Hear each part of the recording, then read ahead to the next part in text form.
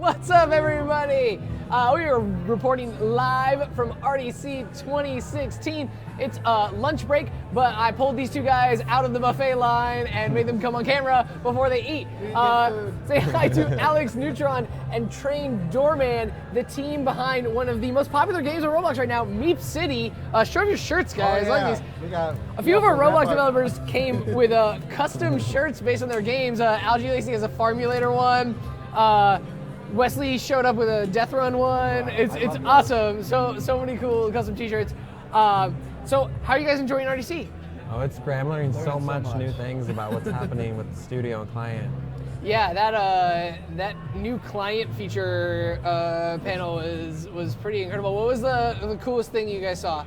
Lighting. I'm so excited for the lighting changes. That lighting was amazing. If you guys missed that, after we do this, we'll replay some of those videos for you guys, but we showed off this new lighting system in polygons as an example, but really cool work with like flashlights, and the grenade throw is where I was like, what? Yeah, really cool stuff. Really exciting. People in the background I can see in our video feed. What's up, other screens? So we're hanging out, we're chatting with people about their games and stuff. So Meep City, for people who like aren't aware of that, can you talk a little bit about like what the journey was from that? Because you started doing it when you were here. Well, you didn't start it. You started doing it a long time ago. It was around the time after our internship ended. We started working on something. Mm-hmm. We started working on like just being able to enter through doors. Oh. It's very loud in here, so I'll just hold. Yeah. I'll hold this. Yeah, well, I'll just hold it. It'll be fun. It's what was I saying? You're being able to go through doors, go to different areas, small mini games, and then we learned that kids really loved it. They loved having an area where they just could do anything they wanted to do without any goal.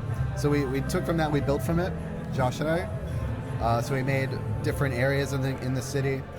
There's the plaza and the town, all the different areas you can go inside of and interact with other players. And the biggest thing about the game, though, is the 100-player limit. Because everywhere you go, there's always something to do, someone to interact with, someone to play with, where you make friends, your own home you can customize. That's the big part of it. And the fishing. Yes, yeah, everyone loves the fishing. Everyone loves the fishing. I think that 100-player server limit really it makes it feel more like an MMO than a Roblox game, and I think that really certainly speaks to people clearly because they're in there. It's really cool. I don't it got crazy when I tried it. Yeah. I remember. Yeah. Turns out you can fit 100 people in those houses. But that was cool because I thought we were gonna crash your game. Yeah. I was like, watch this, you guys, and no, it was took a while. fine. We did once, but we crash a game every stream. But it totally and they all came in at once too because it was a big heavy server and they just loaded in there. A lot of stress testing went into making this game. We always had players testing the game, and it was great because kids loved it. But a lot went into making 100 players work. There was a lot of optimization, a lot of secret behind-the-scenes stuff that goes on that you don't see. We went through a lot of iterations of different things to make sure we get what everyone's wanting. Oh yeah, we would try one thing and see if kids like it, try another and see if they like it more. We would A/B test a lot, different features, take out things they don't like. Yeah. I think that's an important thing about game development is if something doesn't work, you got to redo it. Definitely, yeah. I think it was a really good test and a good advice to everyone out there in Roblox that when you make something. Test it out, and if it's not working, don't be afraid to change it. Sometimes you just gotta scrap stuff and adapt and pivot. It's definitely a major part of game design. It's very cool. Anything else really cool that's happened so far that stood out to you guys? We want to turn Meep City into a whole studio, Meep City games, Meep City stuff within Roblox. Just Meep City toys and yeah. pajamas and snack bars. Shirts. Oh yeah, get some shirts. I want some Meep City gummy candies. Get on Here's some stickers if you want those. Oh, we have plenty. You want some stickers. Very cool. We want to put so much into Meep City. We want to put more time into it because there's a lot in the game that isn't there. But the game is so modular, we can continue to add more to it easily. Very cool. Yeah. The notion of the just different areas, you can just keep creating new areas. Exactly. Very cool. That's what's great about it. Very open world. Opens imagination. is Meep City your guys' like main project, or are either of you working on anything else? No, Meep City's City got all all our the way attention right now. Focus. Good. Awesome. Very cool. Awesome. Well, thank you guys for coming down with us. I'll let you actually go eat. Perfect. Oh yeah, I get to finally And we'll eat. grab some more people. Stick around. We're gonna grab some more Roblox developers and chat with them while they're on their lunch breaks. Maybe some of them will be trying to eat while they talk to me, and that will be super awkward. I should have held this up here in my mouth. So stick around. We're gonna go down for like a minute, and I'll come back with another new person. See ya.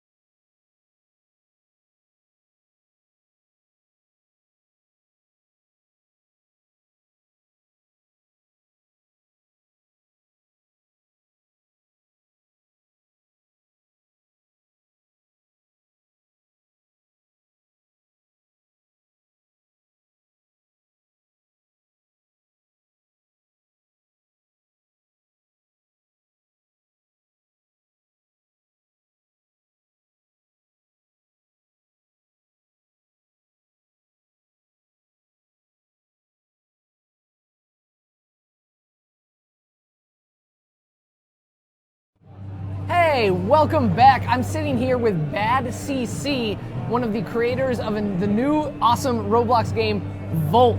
Hi, welcome. Thank you. Is this your Good to be first here. time in California? Yeah, first time in California. I'm from Florida, so it's quite the journey across the country. Yeah, our ocean is so much different than Yeah. your ocean. Colder, yeah. It is way colder, Yeah. actually. That kind of sucks. I went to Florida and was like, oh my gosh, beaches are great. Like, you don't have to wear sweaters to them. No, not Yeah. at all. Great. So right now, Bad CC, fun story. Bad CC was supposed to be on our creator show on Thursday, and we magically had a catastrophic failure the second he arrived at the studio. And so we didn't get to do it, so I wanted to bring him on Yeah. and talk about it, because Volt is one of my favorite new games on Roblox, Thank like you, by yeah. far. I've Thank been you. waiting for it for over like a year now. it took a while. So what was like the process of taking that from concept to creation? So Asimo, the person that built it, he's wanted to make a Tron game forever. And so just over the years, he's had these ideas. And then one day he presented some builds, and I said, hey, let me make these bikes actually work. So I made them move, and I made the trail kind of appear behind. And actually, it's funny, many years ago, the way we met is he wanted to make a Tron game, and that was one of the first things I helped him with. And so we've been friends ever since. And so we started the project, and he said, you know, you're in school, how are you going to have enough time? And I said, you know, look at what I've accomplished so far in just a weekend. Let me work with you on this, and we'll make it big. And so school did delay it a lot, but it turned out pretty awesome. I think it's pretty polished, and it looks really nice. Very cool. What are you most proud about in Volt? So there's a couple of things I'm really proud about. One is the trails connecting to each other. There's a lot of math, some quaternions, and a lot of vector math to get the trails to connect correctly and look right. Perfect when you're like going up ramps and stuff. And then the other thing is the animations of the GUIs. So you can cancel animations anytime. So like if you spam the shop, you click it open and close. Like usually that'll break on some games, but on mine it'll like cancel the animation and it looks seamless. So I'm really Nice. happy with the UI and the trails. Yeah, that's really. I think the GUI thing is a really important thing, because that's like those little things that you don't notice that like all add up to just having the game feel a lot more polished Right, yeah. and professional looking. And Volt certainly looks really professional. It's definitely a game like you could expect to see that like as like a downloadable game on PS4 and be like, Yeah. this is awesome. Yeah. This cool Tron game. It's better than the Tron game that's actually on PS4. Which is fun too. Theirs is better. Yeah, we're definitely interested in bringing it to Xbox. We're testing it on mobile recently. We've been working on making the UI work for mobile, And a major issue with the game right now is the trail kind of disconnects, and I just heard Arseny talking about some fixes that's going to solve that problem. It's going to look a lot smoother. So over time, the game's just going to magically get better without us doing anything because of Arseny's work. There we go, fixing your games for you guys, or breaking them, depending on what update we're doing. Oh, we lost your mic. All right. Yeah, it tucks back into there. They're finicky. I don't know how to. You can just hold it. Okay, There you I'll go. hold it. Awesome. Yay. So cool. What's been your favorite thing you've seen here at RDC so far? It's really cool to meet all the people that I've been talking to for years and seeing what they look like and just talking with them and having good conversations with them. It's much different face to face than online. Did you ever go to any like the Maker Fairs or any of the other RDCs? I went to a Maker Fair in Orlando and RDC East, but much smaller than this. This is huge. Yeah, There's this one's hundreds gigantic. Of people. Yeah, I don't know if you guys can tell by these video things in here, but this is like a giant conference room with like hundreds of people in it. It's pretty crazy. You only like get out of the way. Like you can see, like there's a ton of people back there, and the stage and everything. Like this is way bigger. If you went to any of the other RDCs, this one is bigger than all of them combined. So like, and then some. So very, very, very cool. It's so great to have so many people in there. Yesterday was so fun, getting to hang out and like chat with everybody and seeing them like all interact. Any of the new like features that you're particularly excited about? I know Asimo is going to be really excited about skyboxes. Sure. The terrain, the new terrain features, so better performance. That's something for our next game. We're making a new game which is going to hopefully release in beta in the next couple of weeks. It involves terrain very heavily, and so that's going to be a great performance thing for us because we're using a lot of terrain. Very cool. So, yeah. Awesome. Neat. Does anybody have any questions? I feel like we should take questions for you sure. because you didn't get to do your creator show. Yeah. If anyone has questions for Bad CC, I got a few. What was the first thing you worked on in Roblox? Oh wow, the first thing. Okay, so the first thing I joined, and then a week later I started working on this floor that when you stepped on it, it changed colors, so it was like a dance floor. So that was a really tiny project, but it introduced me to scripting, and yeah. All right, cool. So you like jumped right into scripting. Yeah, I did. Very cool. Had you done any like programming before that? I think I did some like basic web development, just, like, opening a text editor and typing some text on the screen, but nothing that was like 3D or anything really cool like that. So yeah, Roblox has definitely expanded my knowledge of scripting, and it's opened up my future to a bunch of programming careers. Very cool. That's awesome. Awesome.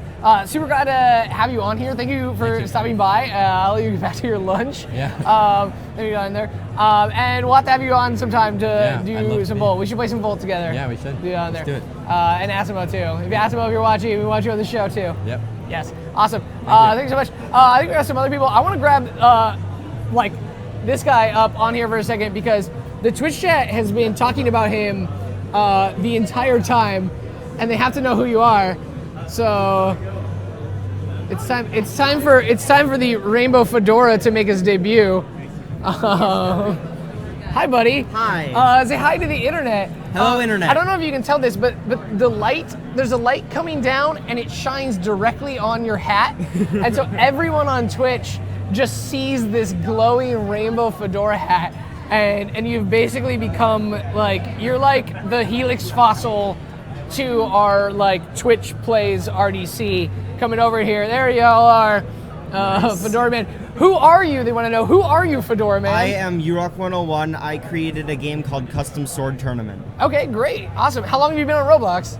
Since August of 2008. Oh wow, way But I old only school. started developing in early 2015. Okay, wow, okay, cool. So just like a player most of the time, hanging out there. Any other stuff? Did you make clothes or hang on the forums or? I am making a new game, but other than that, it's pretty much just nothing. All right, cool. Just focused on But your game. I can say something about the new game. Yeah, which let's hear it. I'm really excited about it. Yeah. Imagine Super Mario Maker, but Roblox and more possibilities, also adventure, top-down, Zelda style stuff. Okay. But basically Roblox, but 2D and easy for everyone to use. That sounds awesome. And people will be able to share their levels or games that they create with other people. Basically, yeah, just Roblox, but contained in its own thing. That sounds incredible. I can't wait to see that. I'm really excited, but thank you. Wow, that sounds super cool. Sounds like, oh yeah, you want to like show people your names so they can Oh yeah, here. like that. Yeah, take here, like let's go all the way up. Yeah. All there. There you guys go. That's a name for you guys to look out for and check out some of his games.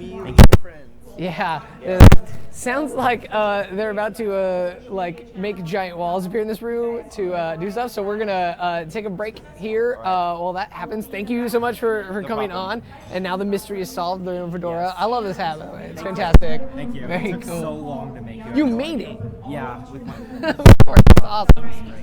Very cool. Thank you for Awesome. having me on. Yeah, absolutely.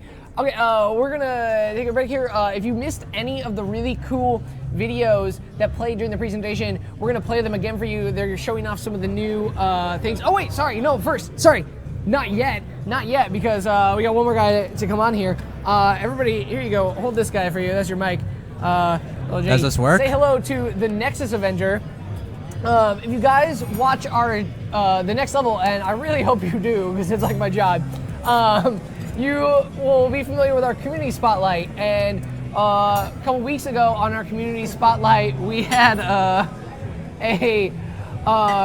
really cool like twisty glass building.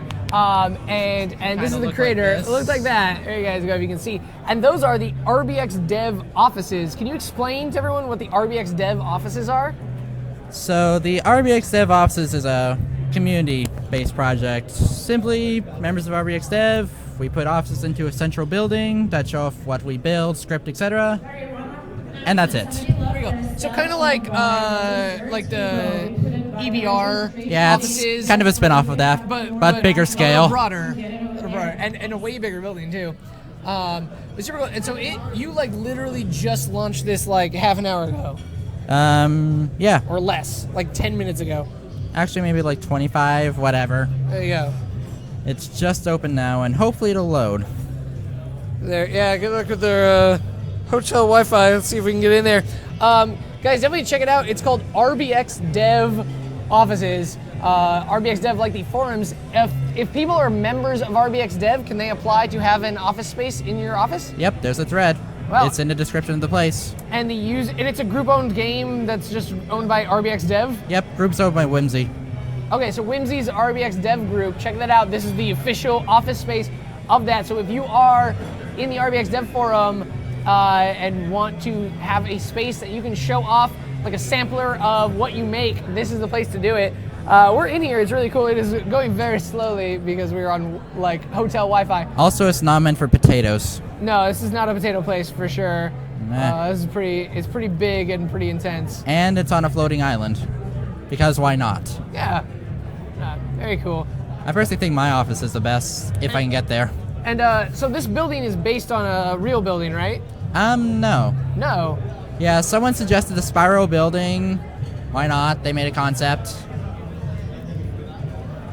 Yeah, get that up there. Yeah.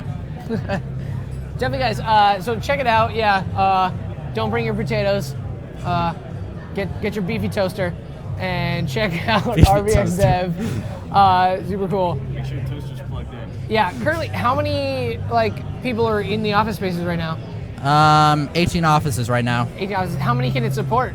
Well, we can always add more floors, so as much as Roblox can take before it crashes. Okay. So like 19 or 20. It's The currently, Roblox joke. well, there's currently 15 times 12 floors for spaces right now, so Okay. math. 15 times 12, you guys. So that's like 180 floors. I don't know. Math's hard.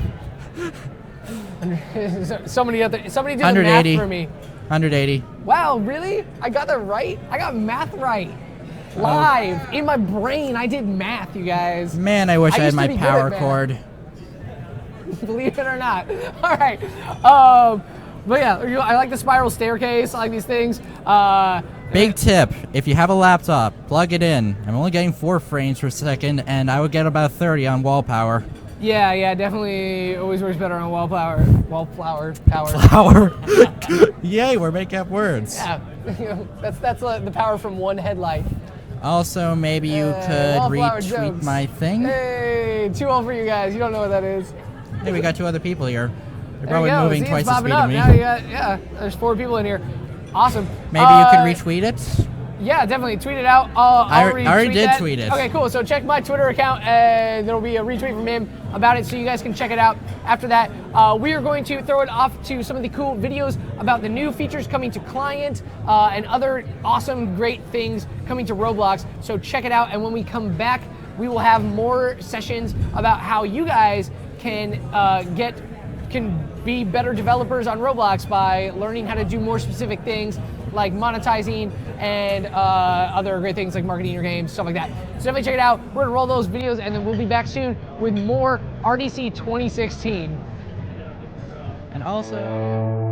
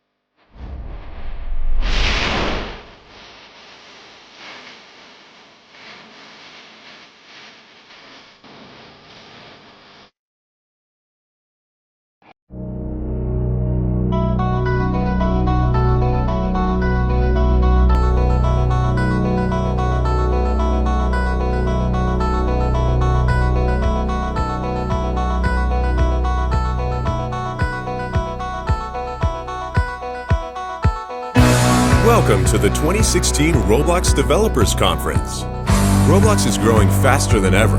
You have a front row seat during the most exciting time in Roblox history. We are building the future of entertainment with you in the driver's seat.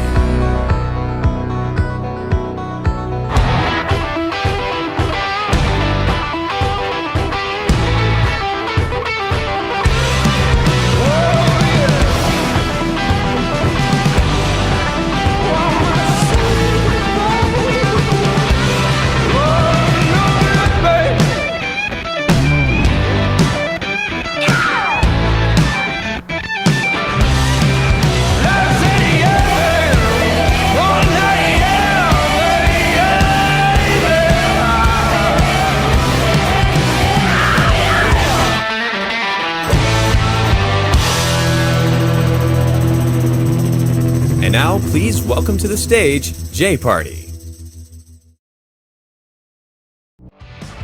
Turn your back, you're a broken man. You come around and just dying to shake your head. I don't expect you to understand.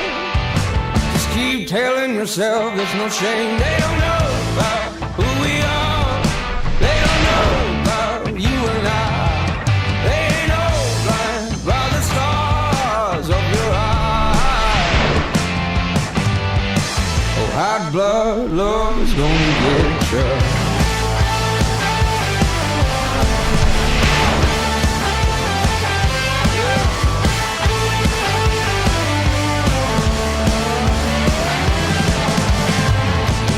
Prove you're the better man.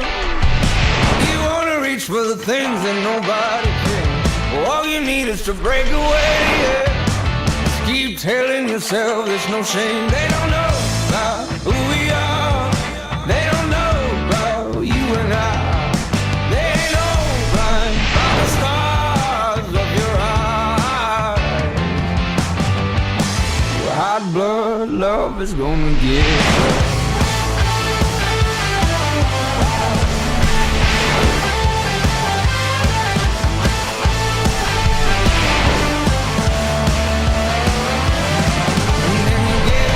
Get up and get up again. Say get up and get up out of bed.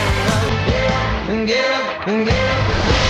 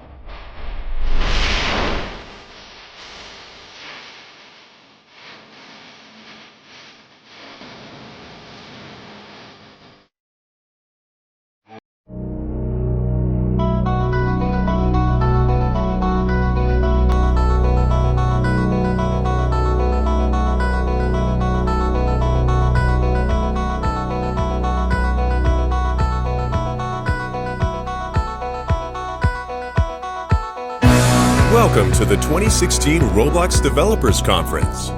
Roblox is growing faster than ever. You have a front row seat during the most exciting time in Roblox history. We are building the future of entertainment with you in the driver's seat.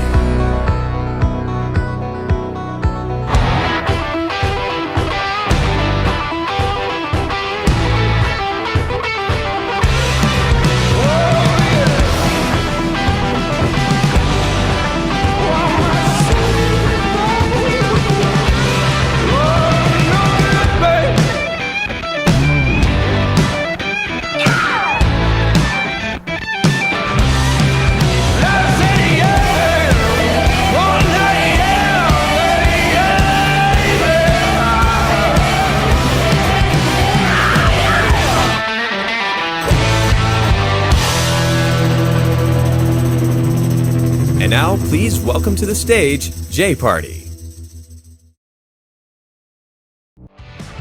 Turn your back, you're a broken man. You come around and just dying to shake your head. Don't expect you to understand.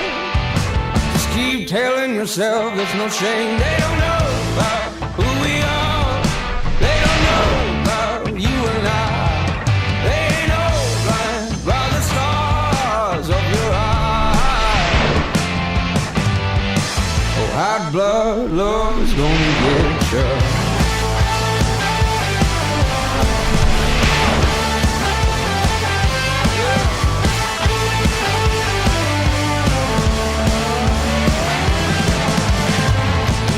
Prove you're the better man. You wanna reach for the things that nobody can. All you need is to break away, yeah. Just keep telling yourself there's no shame. They don't know about who we are. They don't know about you and I. They ain't no blind by the stars of your eyes. Well, hot blood love is gonna get you.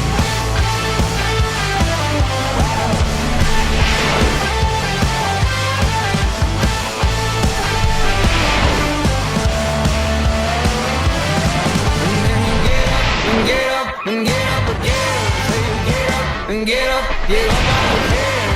Get up and get up and get up again.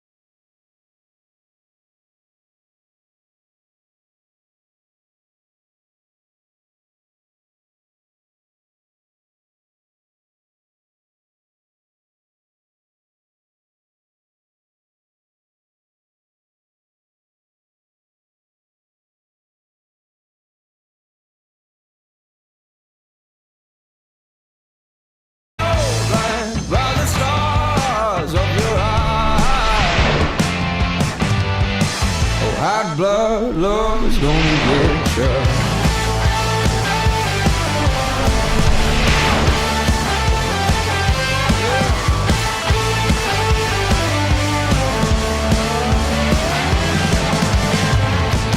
Prove you're the better man.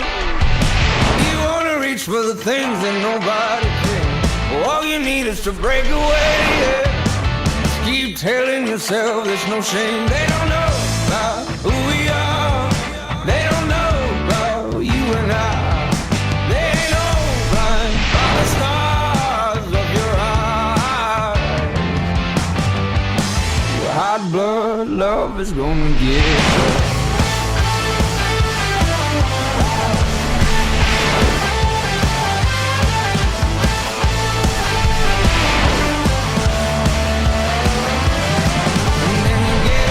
Get up and get up again. Say get up and get up again. Get up and get up and get up again.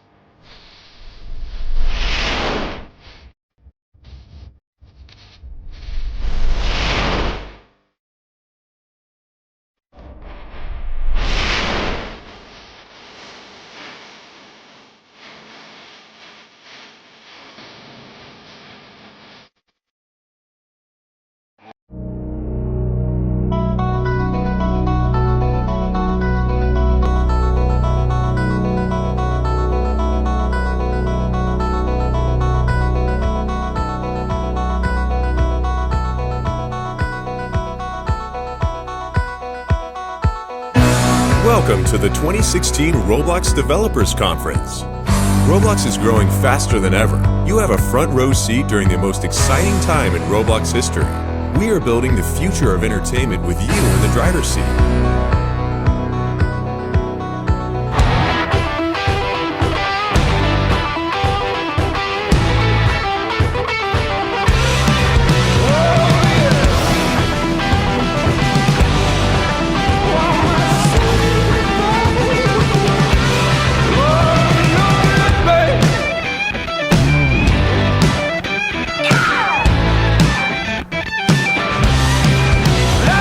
Yeah.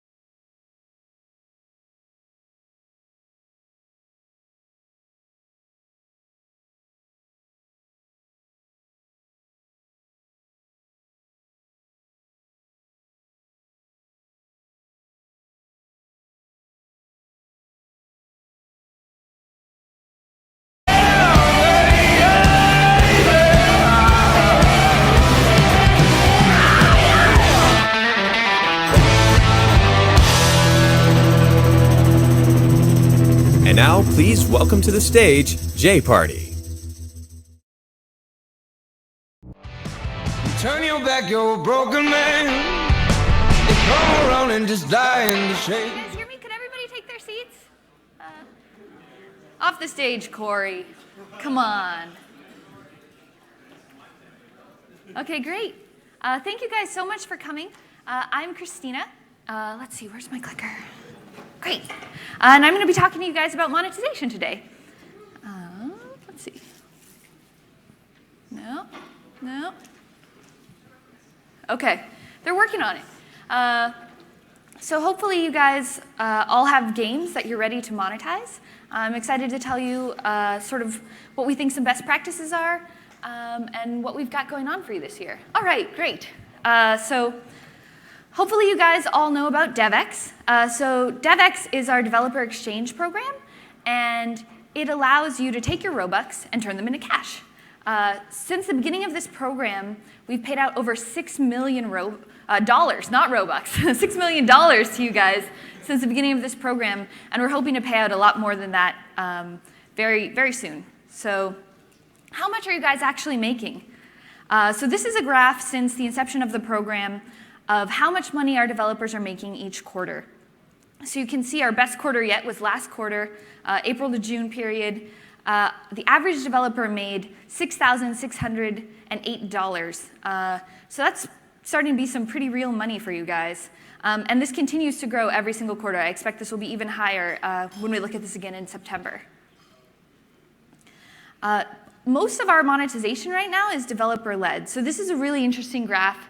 All of the blue bars are developer-led monetization, and the red is stuff that's sort of Roblox-led, stuff like the catalog. So if you look at this last quarter, for the first time ever, most of the Robux that we're sinking are being sunk by you developers, which is huge. This is like amazing and game-changing, and it's only going to go up. I expect once we have things like the workshop program that they're talking about, all of these other things, this will go to 100. I think that's the plan, is we want all of our monetization to be led by you, and we want to give you the tools to increase the monetization of your game.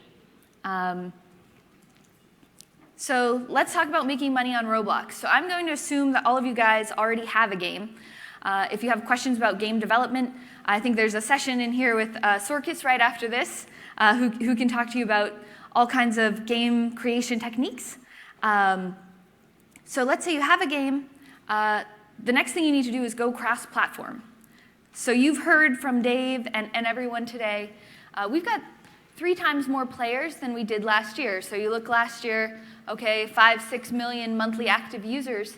The end of July, we had over 17 million users. So if you have a game on Roblox right now, just by virtue of having a game, it should be doing 3 times better than it was this time last year, even if you did nothing. So that's pretty exciting. But how can you take advantage of this growth? If you want to do more than just let your game succeed on its own, my short answer is go mobile. So this is a forecast that we've got going through mid-next year. If you look at the red bars, that is mobile monthly active users. That grows to be more than half of the users, right? So all of the player bases are growing. There's going to be more players on desktop, more players on console, more players on mobile. But mobile is definitely growing the fastest. And so if you are not making your games mobile compatible, you're definitely going to be missing out on future revenue and future players. All right, so we know that the user base is mobile, but how about the money? So you can check this out. This is June of last year. You'll see the pie. We were only making 12% of our money from mobile, rather than right now where it's 20% and 15% console. So an important thing to note here is you see desktop shrinking, but you have to note intentionally that the pie is larger. So we're growing 3 times, so there's more desktop players than ever. They're just a smaller percentage of who's playing Roblox. So if you look at that, there's like 37% of the monthly active users who are mobile. We know that this is only 20% of the Robux spent are mobile. Like, why? Why isn't mobile 37% of the pie? Well, so this is a game called Swordfight on the Heights 4 on my phone. And so you can see it's got a cool shopping cart. I'm ready to spend money. I'm a mobile player. Oh, this is what it looks like when I press that button. So I feel comfortable calling that out because it's my husband's game. But a lot of these shops are not mobile optimized. How can I spend money in this game? I want to spend money. I click the shop button. My intent is there, but it's not working. So I think the main reason most people are saying like, oh, mobile doesn't spend, is because your game isn't optimized for mobile. So that's a really important part of monetization, is making sure that you work on all platforms.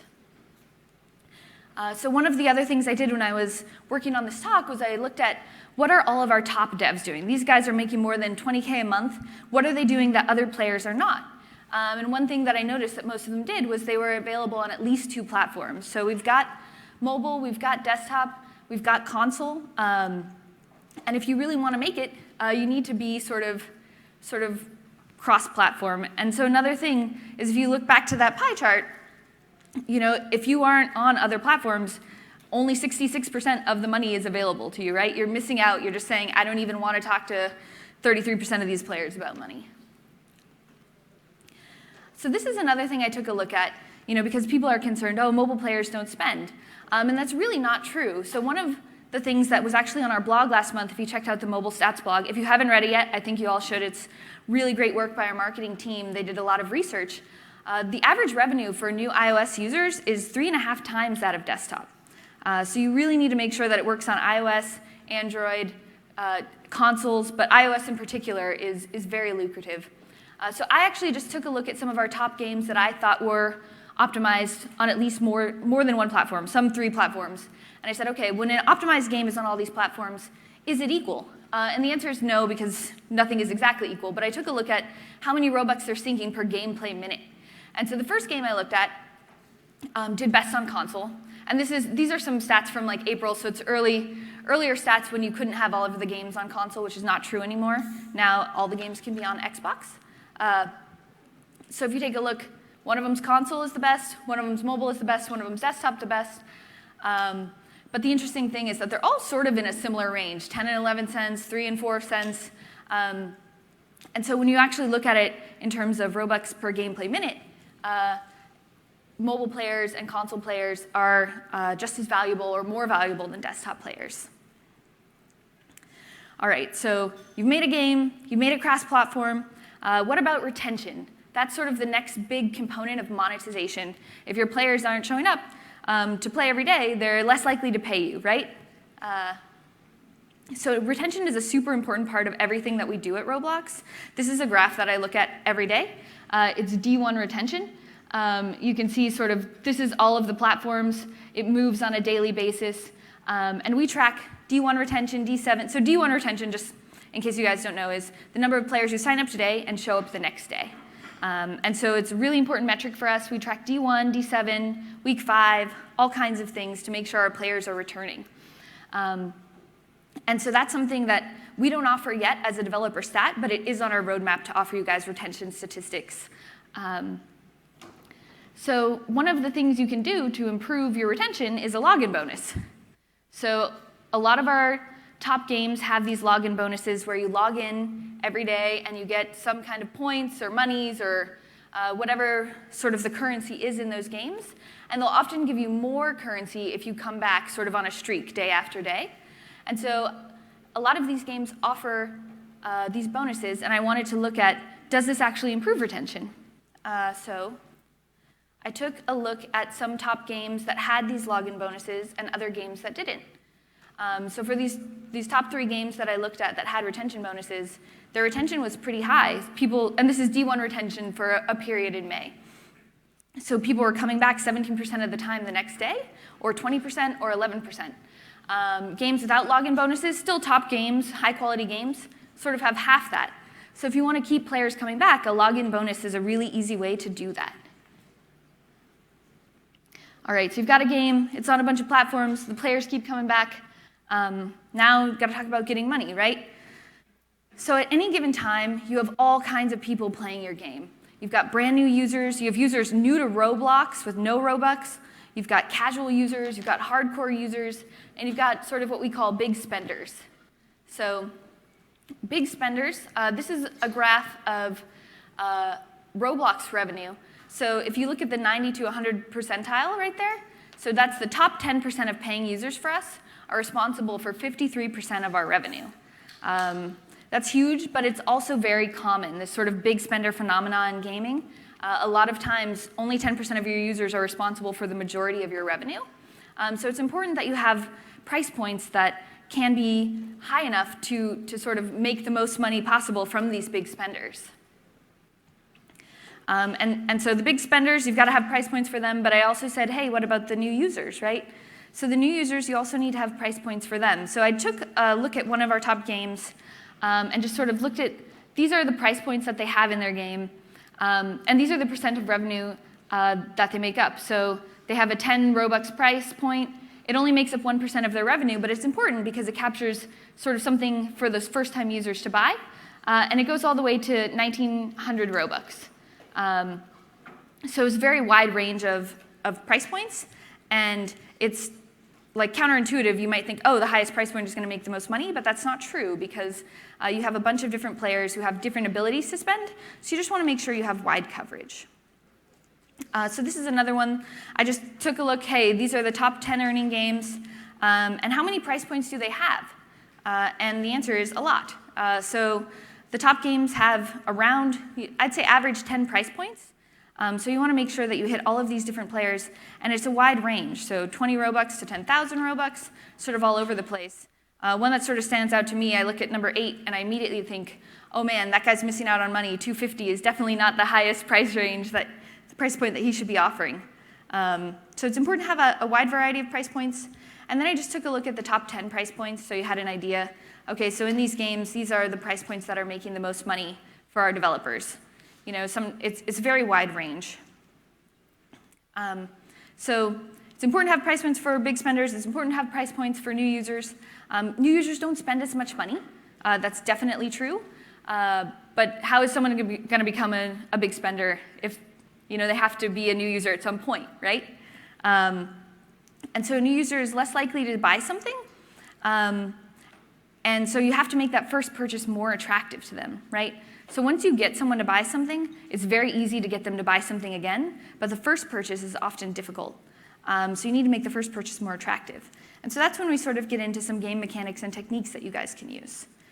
So let's kick it off with, right here, we've got the Row Citizens case study. So the developer relations program worked directly with Row Citizens on monetizing his game. And so one of the things they really wanted to focus on was early gameplay. How do we make those first-time players purchasers? And so they came up with this idea of the starter pack. So what is the starter pack? A starter pack is a special offer only available to new users for a limited amount of time. So there's some amount of urgency here. So the Row Citizens starter pack, I've got a cool picture of right here. You see there's a very clear discount, right? Here's the old price scratched out. Here's the new price. Here's how much you're saving, right? So all of this information is right there. And the other thing that's really awesome is this little timer in the corner that's there while you're playing that just says, hey, this is only available for 2 hours. It creates this urgency, this special deal that was very effective for Row Citizens. So if you see here that the new players increased the revenue of the new players by 62%, the starter pack, and 11% overall. So Firebrand said this is 2 days of work to implement. So he just increased his revenue by 11% in 2 days pretty easily, and this is a great way to sort of monetize your new users. So the other thing I wanted to talk about, I don't know if Gus is here, but Gus is right there. Apocalypse Rising. So Apocalypse Rising has this thing called Trinity crates, which are amazing. So basically, users playing, they find these crates in-game. There's 3 different styles. And when you find them, you have the opportunity to purchase them. So inside, there's weapon skins that are sort of randomly awarded. There's a bunch of different ones. You don't get to pick which one you get. And the nice thing about Gus's game is that it awards you something that you don't already own. So some of these sort of chance mechanics, you might get duplicates, but he only gives you things you don't already have. So there's a lot of reasons why this is a great idea. So the chance game mechanic is very popular, and it makes a lot of money. Users love having a chance of getting something rare and exciting. The users always win something. So this is important for, like, it can't be a lottery. That's something that we sort of don't allow. When you pay Robux, there should always be some return. So this is a way for you to get some kind of return, you just don't know what it is.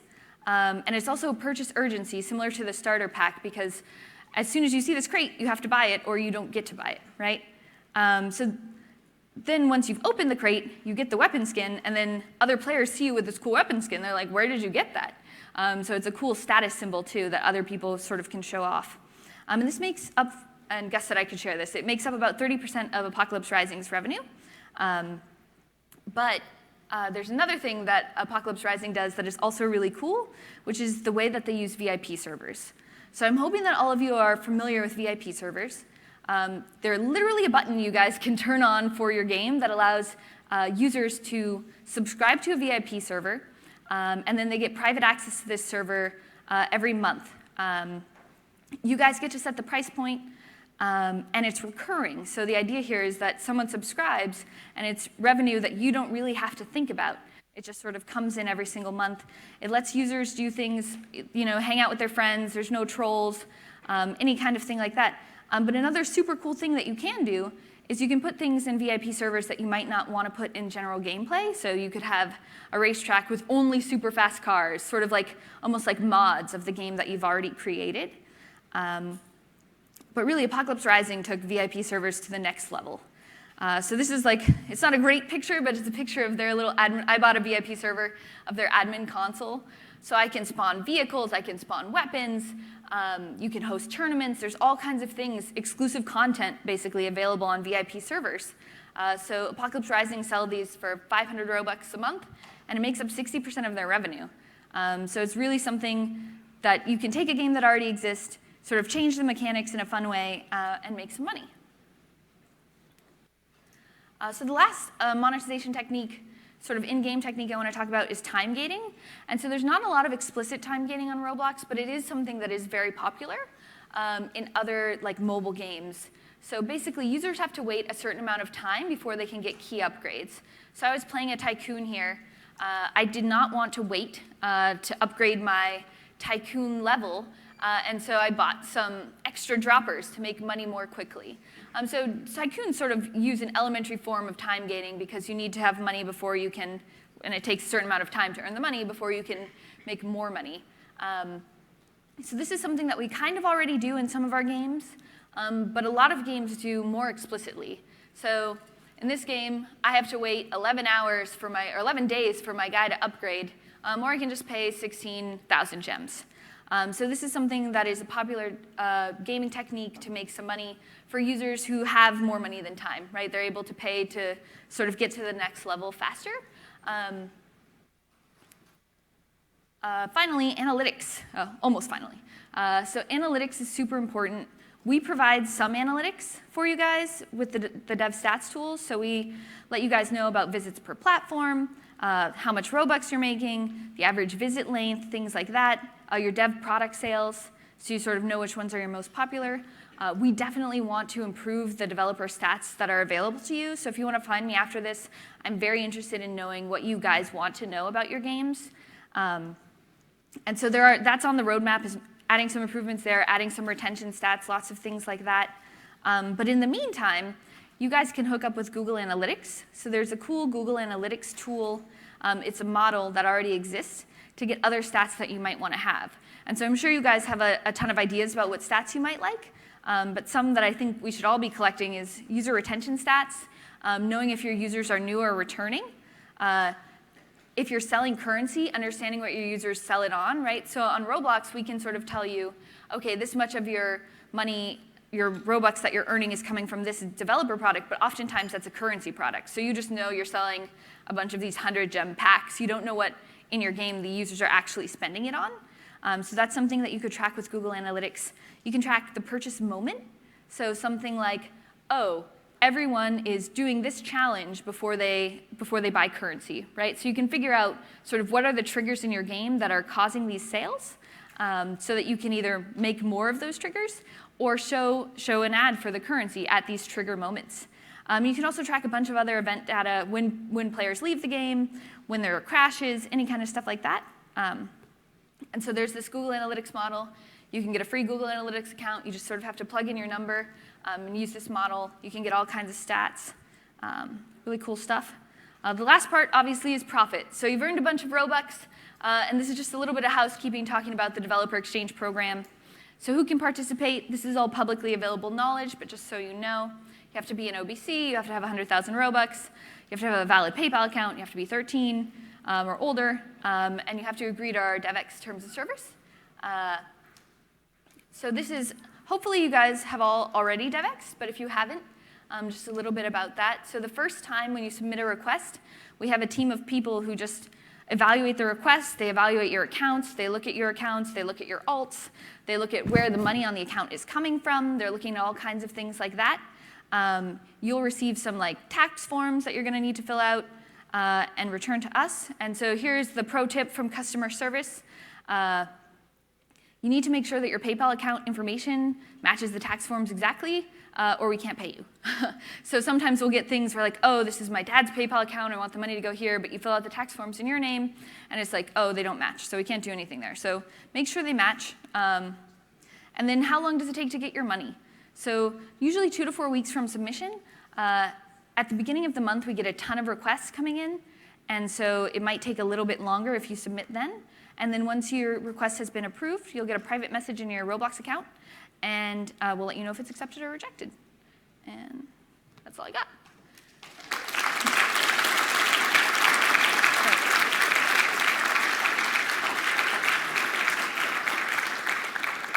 I'm happy to answer any questions if anyone has any, or you can see me after. Thanks.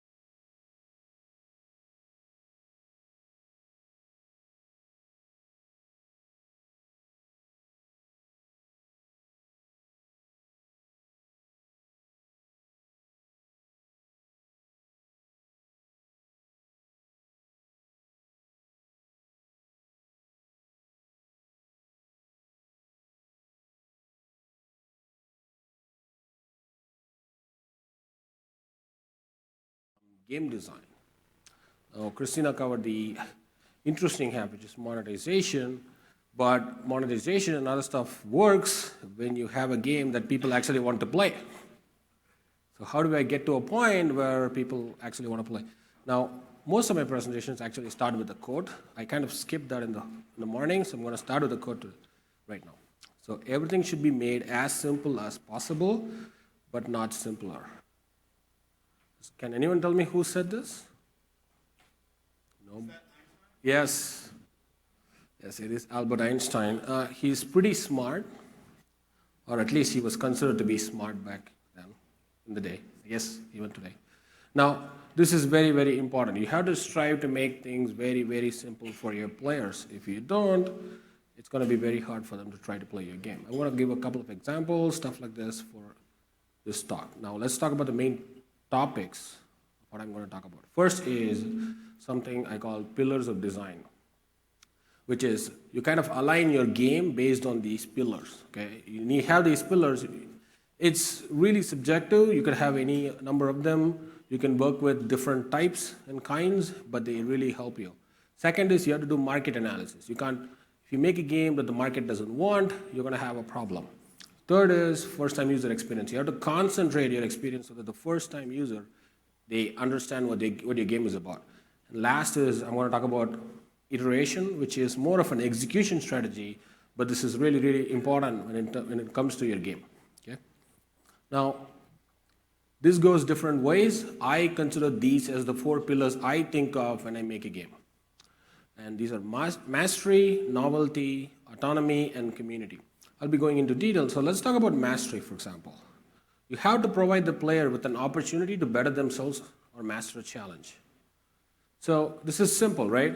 You have to give the player an ability to become better at something in your game. If you do that, they're going to strive to become better. And this is kind of their motivating factor to play your game. There are very, very high-profile examples for this, such as these 2 games. You might have heard of them. Very, very popular.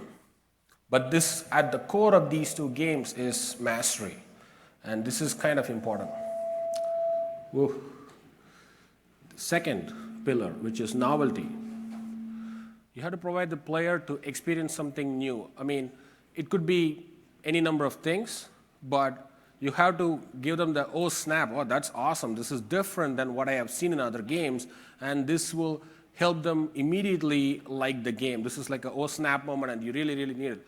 A recent example that kind of was super wild and awesome was called Kerbal Space Program. The game released, it was like you're trying to get a spaceship into space, and you're like figuring that out, and that really, really felt like unique. This is not the type of gameplay I expect in a typical game. Now, this one is the most complicated one. Your game has to have choice and progression, both choice and progression. Now, progression does not mean mastery. There's a slight difference. I could become better in the same thing I do over and over again versus I get better things because of what I'm doing. Progression is different. And choice is I can make different choices, different kinds of choices. Now, 2 popular examples, one of them is Minecraft, one of them is The Witcher. I'm a huge fan of The Witcher. In The Witcher, the choices you make actually change the game you're playing, and this is important. So I'm constantly thinking, am I making the right choice? And this is really important. So as a player, this basically made me like the game far more than what I actually did. Now, last is straightforward, yeah? We are all making a multiplayer game. It has to be community. I have to think of social features, and this is very, very important. And this makes the game far stronger than it is. World of Warcraft was released in 2004 and is still going strong because of the community. You would think the graphics is all aged poorly. You would think like the gameplay is aged poorly, but it is still going, yes, it's deteriorating, but it's still going very strong because it has a very, very strong community. Without the strong strength of the community, the game kind of would fall apart. And at this point, the community is the #1 thing that's going for World of Warcraft. Now, I'm going to do a couple of case studies. I'm like, okay, I'm going to take a few games on Roblox, and I'm going to try to match them up with the pillars that I've talked about, and what game should I choose. Now, one of the games I should choose is the game that my team made, right? Did we actually do the pillars thing? Not necessarily, but does it match with the pillars? I think so. Now let's look at a gameplay video quickly to recap your memory, re-jog. So there is not a lot of music simply because I wanted to talk about this. So the game is very simple. You're dropped into action immediately. You're shooting cubes that are moving on some sort of a grid path. You're defending your base, and you have a gun and a sword, and you're just fighting. Extremely simple mechanic. I know what to do immediately because the cubes are biting me. Okay, the player who's playing this game is not me. I'm better than that. But pretty cool. Now, let's do the pillars. Let's take the Space Knights versus the pillars. What does it look? Mastery, right? Like, I want to get better at eliminating the cubes. If you see the first few games of Space Knights, it's pretty hard to kill those cubes. You have to identify the patterns, how they move. You have to identify that the cubes are different. It's not the weapons. Just because you have a stronger weapon doesn't mean you perform better in the game. It's because you need to have the skill to do that, and this is important. Novelty. The avatars are slightly different, and the base defense is everyone is in it together, which is also community, and the fact that it allows for level progression and weapon choices. Now, obviously, it's not a concrete example because it was made as a demo really for 3 weeks, but roughly speaking, it matches very well. If you wanted to extend this game, it'll go solidly into the pillars, and it'll work really well. Now, of course, Jake is sitting in the back on the last row over there, who made Row Citizens. He's waving at me right now, if you guys want to know. Now, we talked about this in monetization. We're going to cover this in here as well. And here's a quick gameplay video. So you see somebody ordering some burgers, I think. And it's very simple. The player is kind of choosing the options, choosing what they want, and they're serving them. Yeah.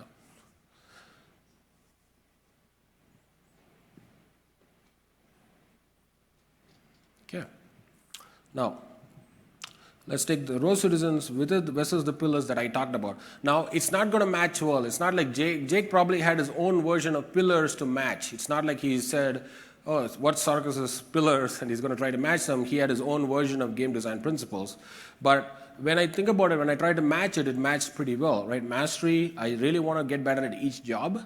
But in the case here, yes, it's not going to be a huge challenge, but it's still a very big challenge. Novelty, there is a lot of mini games. It's very interesting. I can walk around. I feel like the city is alive. I could do a bunch of stuff in the city. And this is kind of interesting to me.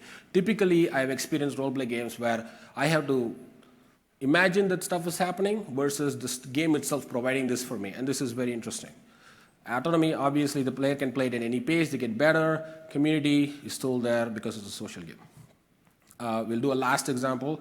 Very similar. Everybody knows this game is Michael here. It's probably in the internal panel.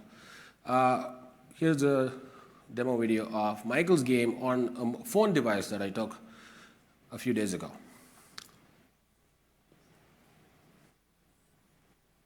Now, Pizza Place also matches very well. Now, it doesn't match with my some of the key concepts because I don't think it necessarily applies. There is definitely choice and progression. Working at a pizza place is pretty novel. I've never seen that before Roblox. So it's like very unique. I'm like, really? I'm going to work at a pizza place? That's awesome. Let me do that right now. And then I'm like, oh, this is pretty good. This is the kind of expression I'm hoping, right? So this is novel. This is very important. Novelty does not mean you have crazy technology and you're interesting in your users. Novelty means like that moment where I'm like, oh, this is interesting. This is different than what I've experienced so far. Now, second piece is audience, platforms. We've been telling you that mobile is very important. I'm going to do the same thing again. You have to think of all the platforms that you're going to publish your games in. There is phones, tablets, desktops, and consoles. These are the settings that is available to you, right? When you look at this, you have to figure out which one of these are important to you. What are these platforms that I'm going to make my game in? Now, let's take a quick snapshot of what your audience want. Here is a phone screenshot from the top games page. Here is a tablet. Here is console. And here is desktop. It's kind of hard to see, unfortunately, for desktop. I had to fit in all that together. But roughly speaking, 75% or more of these games are social. As in, I played casually, I played socially. I don't just land into the game and something explodes and I'm out of the game. It's not hardcore. Now you can see that Xbox is slightly different. You can tell the market is slightly different there. But in general, all the other platforms seem to follow the same pattern. And this is, again, you have to think of audience. You have to take what your vision is, come up with your game design principles, and you also have to consider what the audience wants. You have to make a spin where you have to make a game that the audience needs.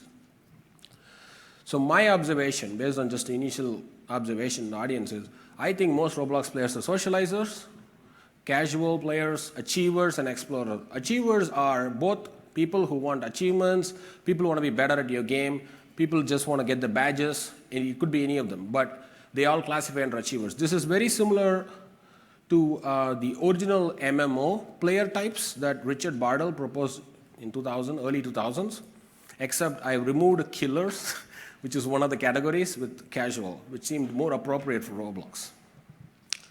Okay, now, first time user experience, the magic words. We call it FATUI. Some people call it FTUE. I mean, it's very hard to say. I'm just going to say FATUI. It's easier. This is what helps you to acquire users. Without streaming them in to your game, you cannot easily get the users in, right? Like, you can't, if I don't have a good experience the first time, the chances of me coming back is extremely low.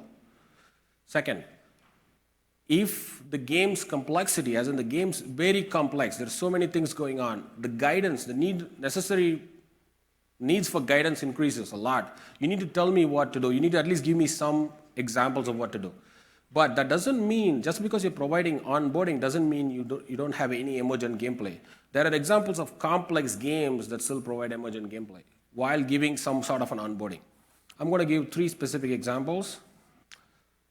Josh is not here. Is he here? Oh, he's right here. All right, Lumber Tycoon. That's Josh's thumbnail. It's not my fault. He doesn't trademark his thumbnails. TNT Rush by Red Penguin Productions, and finally, Tiny Tanks. Each of these have their own variants of how they do onboarding or first-time user experience.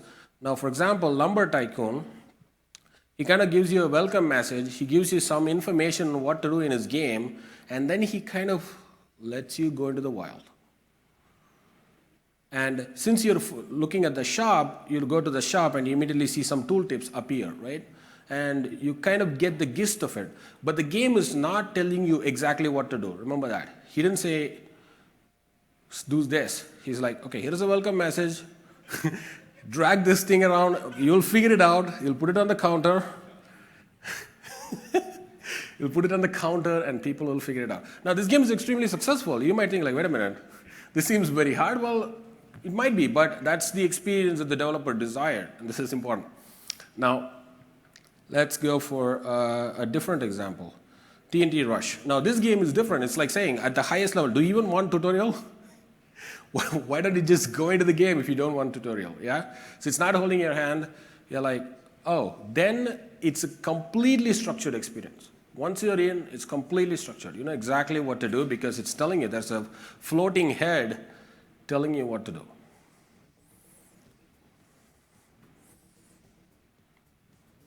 It tells you every block, every little detail. And finally, Tiny Tanks, which is made by Gus and Ethan, and they don't even give you a choice. You have to do this to play their game. Now, of course, it takes only 30 or 40 seconds, so you shouldn't have too much trouble doing this, but roughly speaking, you can't even get out of that base. Look, you can't even get out of there before you do this. You click those buttons before you get out. That's what they're saying.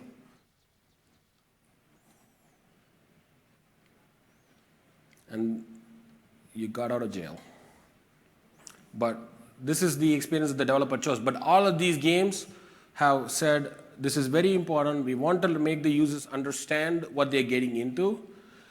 Tiny Tanks is a pretty simple game, in fact, right? All you're doing is moving your tank and shooting. There are special powers and abilities, but roughly speaking, that's all you're doing. Now, the last step, as I mentioned at the beginning, is about execution. Most of my goal here is to tell you kind of like the steps to get better at making game development, not to tell specific games. This is slight difference. So one of the software engineering principles these days is iteration, and you have to apply this to game development. You cannot say, I'm going to make this massive game, MMO, that's going to be having hundreds of players doing spaceships, doing different things. You don't know where to start, and once you start, you might have something unplayable, and you will never ship anything. Now, we call it MVP, which is minimum viable product, which is works on something that people can actually play, so you know that your idea is good. You know that the audience want it. You know that they will play it. Once you validate this, then you're able to kind of go wild and make all the visionary content you want. And lastly, you have to, because you're working on an MVP, it also means that you have to be able to easily add new game components. If you don't do that, you're going to rewrite your game, and then every time you're going to continue rewriting your game. There's no such thing as the perfect game code. You're always going to rewrite code, but that's okay. But keep in mind that you have to think about these things going forward. Now, I'm going to give you a specific roadmap example of Space Knights. I always look into like a year from now, what does the game look like? So I came up with a list of things that I wanted my team to build, and they had a whole 3 weeks. We said, okay, we're going to do PvP, we're going to do PvE, we're going to have weapons and progression, we're going to have a base defense, we're going to have extra maps and world, we're going to have an evolving genetic algorithms based AI that's going to, the cubes are going to learn how you perform and they're going to attack you, which should have been very interesting. And then a campaign and crafting system so you can craft your own weapons. Now, we didn't just start building the crafting system, right, first. If we had done that, we would have spent a month doing it and we wouldn't have no game. So we listed them in order. We went through making a PvP Knights. We were like, okay, PvP. And we're like, no, we don't like this. This is not what we want. This is not good. We're getting into the whole very competitive segment. Let's do PvE bots. So we did that. We migrated over. We added some weapons. We added some progression. And finally, we added some base defense with the boss fight at the end. Now, this does not mean we can't add other stuff, right? This does not mean we can't add more maps. Sure, the game is not necessarily best in components, so we can add more. But in general, the design is consistent that we can always continue to add more, and the game will still function at any given time at a pretty good level and retain players. Now, finishing thoughts. The 4 pillars that I mentioned apply to any type of game. One of the first things you might think is like, no, my game is unique. No, every game has some things that it needs. You need to align it to some game design principles, and I suggest the 4 pillars that I talked about today. You have to identify what your audience want, and you have to merge your vision with it. If you build something, you're spending a lot of time, and your audience don't necessarily want what you built, then it's not going to work. You might need to change it a little bit, and that's kind of how things work. And lastly, iterate, always iterate. Do not build one giant massive thing. Okay? Thank you. If you have any questions, I'm more than happy to answer.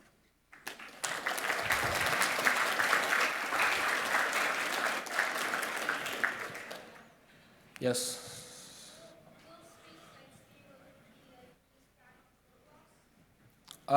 You mean it is live on Roblox? We never pulled the game. We haven't updated the game. We made it as an example. How far can we go in 3 or 4 weeks? And that's kind of an example of that. And we also want to test that any developer with just game design skills can get to the front and be successful. The game was not made by an admin account. It was made by just a regular user account. Any other questions?